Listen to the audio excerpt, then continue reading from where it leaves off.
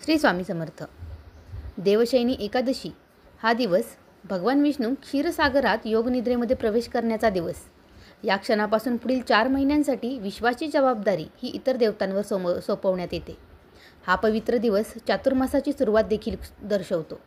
आध्यात्मिकदृष्ट्या महत्त्वाचा काळ आहे, ज्या दरम्यान आपण विवाह, गृहप्रवेश आणि भूमिपूजन यासारख्या विविध शुभ कार्य आपण टाळत असतो, कारण की भगवान विष्णूच यावेळेस योगनिद्रेमध्ये गेलेले असल्यामुळे सर्व शुभ कार्यांसाठी देवाचा शुभाशीर्वाद निश्चितच यामध्ये मिळत नसणार आहे। तर अशी देवशयनी एकादशी साजरी करत असताना काय करावे, त्याची पूजा विधी याबद्दलची संपूर्ण माहिती तुम्हाला आजच्या या व्हिडिओमध्ये मिळणार आहे। त्यामुळे व्हिडिओला शेवटपर्यंत नक्की बघा आणि आणखीनही सबस्क्राईब केलं नसेल तर आपल्या चॅनलला अगोदर सबस्क्राईब करा। हिंदू पंचांगानुसार आषाढ महिन्यातील शुक्ल पक्षातील एकादशी तिथी 5 जुलै 2025 रोजी सायंकाळी 6:58 सुरू होणार आहे। 6 जुलै 2025 रोजी रात्री 9:14 ती संपणार आहे। 6 जुलैला सूर्योदय एकादशी तिथीमध्ये येत असल्याने देवशयनी एकादशीचं व्रत तुम्ही 6 जुलै 2025 रोजी करायचे आहे। या दिवशी भगवान विष्णू योगनिद्रेमध्ये प्रवेश करत असतात। विश्वाचे कामकाज इतर खगोलीय प्राण्यांना सोपवतात असे मानले जाते। त्यांच्या विश्रांतीचा हा काळ आपण चातुर्मास म्हणून साजरा करतो। 6 जुलैपासून ते 1 नोव्हेंबर 2025 पर्यंत देवधुनी एकादशी पर्यंत चालू राहतो।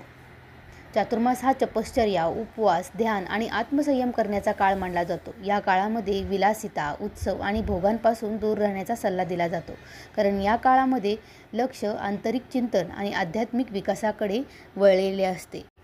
चातुर्मासामध्ये काही कृती पारंपरिक प्रतिबंधित असतात, कारण आत्मशिस्त आणि भक्तीचा तो एक पवित्र टप्पा आहे।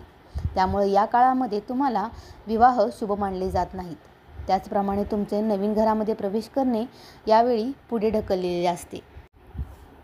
त्यासोबतच मुलांचे केस कापण्याचे विधी या चातुर्मासामध्ये टाळले जातात। नवीन युती सुरू करणे म्हणजेच लग्न किंवा नवीन नातेसंबंध जोडणे देखील यावेळेस टाळले जाते।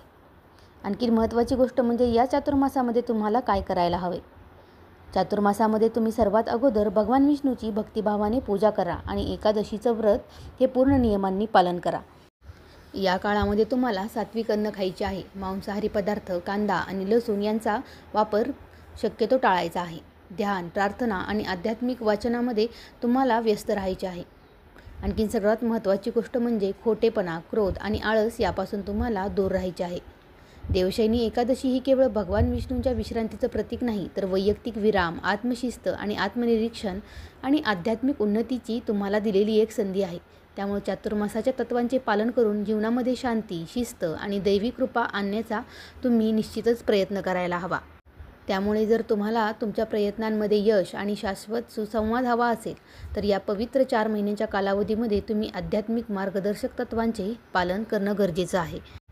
त्यामुळे जर तुम्ही एकादशी पकडत नसाल, तर 24 एकादशींपैकी देवशयनी एकादशी मात्र तुम्ही पकडायलाच हवी।